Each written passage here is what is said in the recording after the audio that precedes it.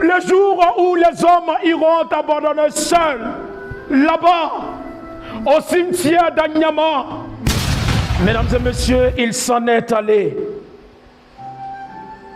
Notre Hafiz Ibrahim Osso. Un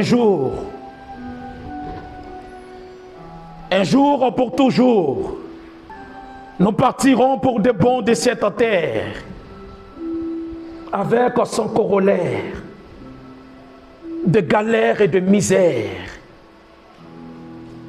Partir sans rien dire. Partir sans pouvoir fuir comme Hafiz.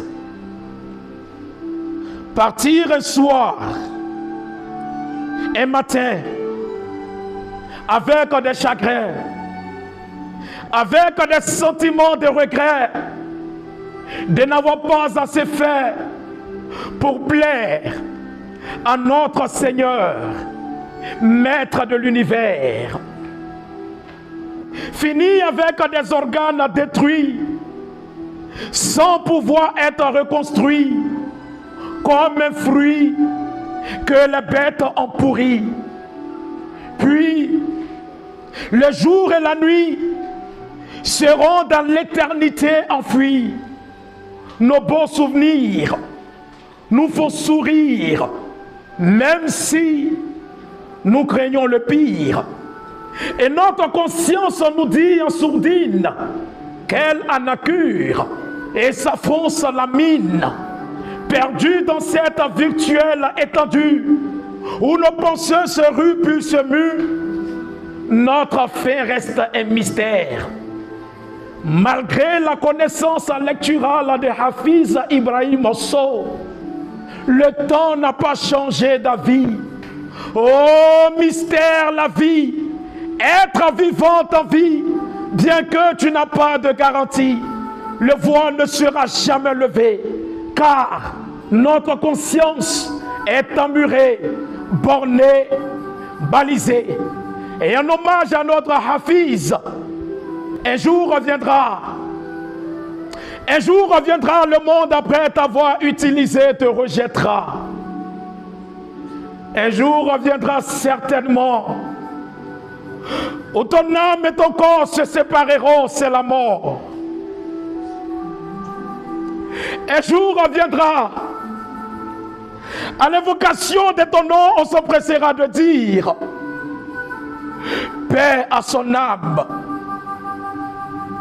Un jour reviendra certainement où tes compagnons et ta progéniture seront des hypocrites. On l'a fait pour Afiso. Tes compagnons et ta progéniture seront des hypocrites. Ils t'abandonneront couché dans un périmètre misérable, loin de tes réalisations dans lesquelles tu soutirais ton plaisir. Tu te verras enseveli et cloîtré entre quatre murs, face à ton Seigneur, Allah subhanahu wa ta'ala. L'heure de compte commencera pour toi. Au même moment, à ton domicile, ce sera l'heure du partage de tes biens. Tous seront présents, même tes ennemis les plus acharnés réclameront leur part. On descendra tes photos du mur pour un endroit isolé comme Hafiz. Ton très cher ami viendra demander la main de ta belle épouse si tu en avais.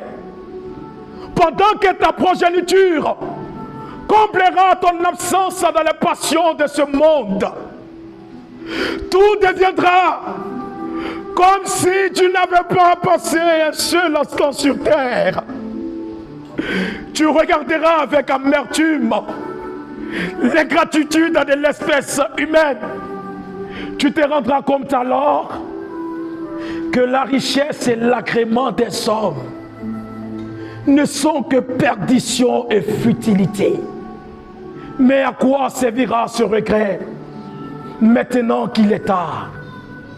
En attendant ce jour, oublie les éloges à ces blâmes des hommes et consacre-toi exclusivement, comme l'a fait Hafiz, dans tes paroles, tes actes et œuvres, à l'adoration de ton Seigneur. Ainsi, le jour où les hommes iront t'abandonner seuls, là-bas, au cimetière d'Anyama, ton Seigneur le Très-Haut te comblera. Il te comblera de ses bienfaits incommensurables. Et c'est cela la grande réussite. Dis, la mort que vous fuyez va certes vous rencontrer. Ensuite, vous serez ramenés à celui qui connaît parfaitement le monde visible et le monde invisible, qui vous informera de ce que vous faisiez. Il l'a dit dans le noble Coran, Kullu nafsin dha'iqatul maut, thumma ilayna turja'un. Tout homme goûtera la mort. Ensuite, c'est vers moi ou c'est vers nous que vous serez ramenés. Il est parti à Fisosso. Nous sommes encore là. Mais comme dirait quelqu'un, il est mort de la plus belle des manières. Parce qu'il n'avait pas le temps de s'intéresser aux futilités de ce bas monde. Il a passé toute sa vie dans l'apprentissage de la parole de son Créateur. Et il est mort avec des honneurs. Aujourd'hui, c'est avec fierté qu'on parle de lui.